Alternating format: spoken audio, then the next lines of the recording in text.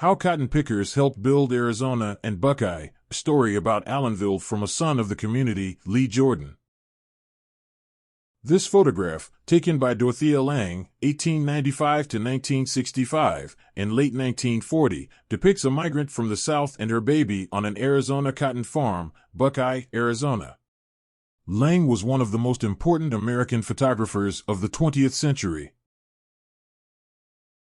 A crossroads and an oasis on the way to California, Buckeye served as a stop on the way to the goldfields of the California Gold Rush.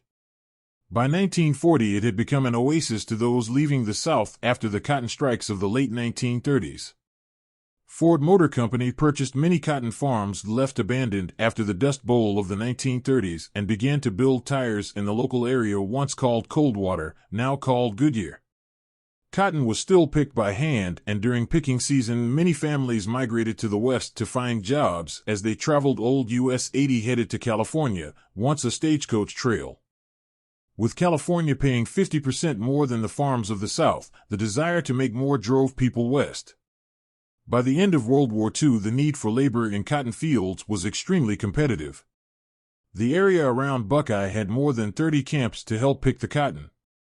In 1948, there was over $4 million in cotton picked by these farmers and laborers.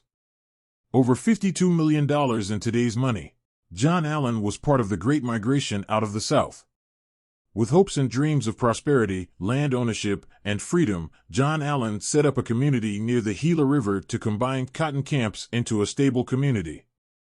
Land deal was between John Allen and Lee Norton, a real estate developer.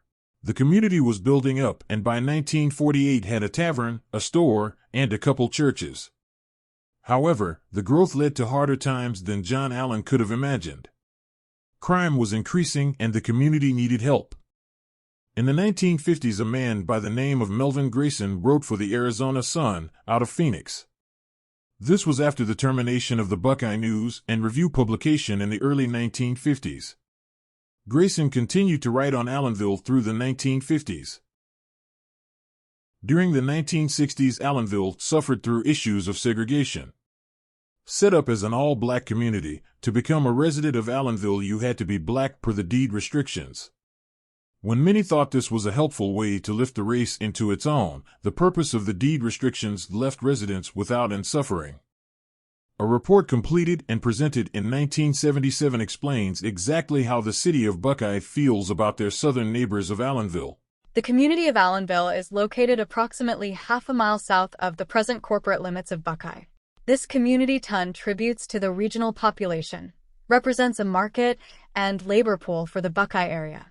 However, due to severely depressed economic and social conditions, it is our view that Buckeye should not annex to the south and take in this community. Allenville's floodplain location makes it ineligible for federal monies to remedy the existing poverty conditions. For the present time, Buckeye should not burden itself with this type of problem. The difficulty of inadequate industrial and commercial tax base, and the likelihood of losing commercial activities on Monroe Street are problems enough without taking on additional difficulties in Allenville, even though, from a community welfare standpoint, there might be desirable social benefits.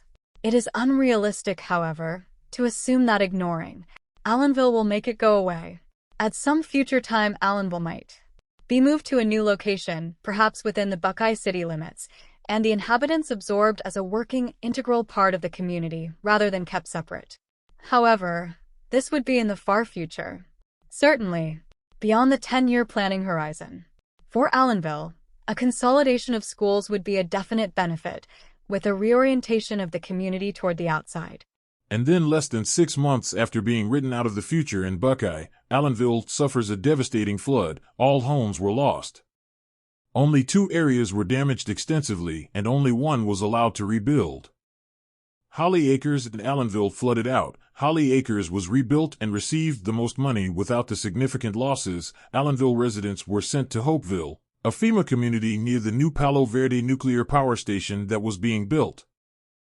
On the 24th of August in 2021, the city of Buckeye spent $126,000 to conduct a feasibility study along a path at the edge of Allenville. Since then, the Army Corps of Engineers has changed the flood maps of the area, giving Allenville back viable, buildable land. However, this raised all the property taxes over 800% for the year 2025.